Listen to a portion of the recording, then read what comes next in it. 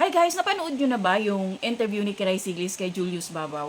Grabe no, ang galing, ang ganda ng mindset ni Kiray.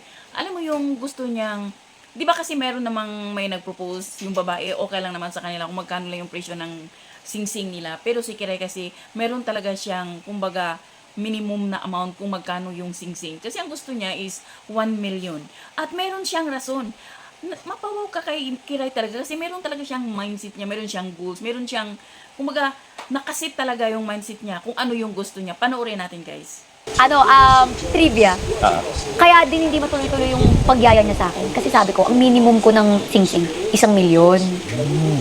Yung Taas na standard, ha? 1M dapat. Ano talaga? Buong na talaga. Oo, sabi ko, ay, kapag nagyaya ka magpakasal, kailangan 1 milyon ang minimum ng sing-sing. Kasi pag nangangailangan tayo, syempre, di benta ko yung sing-sing.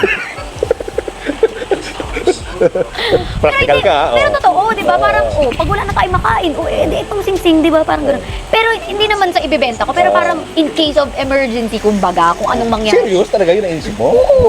Okay. Wala tingnan. Pero totoo. So yan guys, napanood natin, di ba? Grabe no, grabe yung mindset ni Kiray. Saka talagang blessed si Kiray. Kasi alam naman natin kung gaano siya kabait, gaano siya karesponsable. Siya yung breadwinner ng family at grabe, all out talaga si Kiray. Kaya siguro binigyan din siya ng boyfriend na napakabait din at responsable. Pareho silang business minded, 'di ba? So, yun lang guys. Thank you for watching. Bye.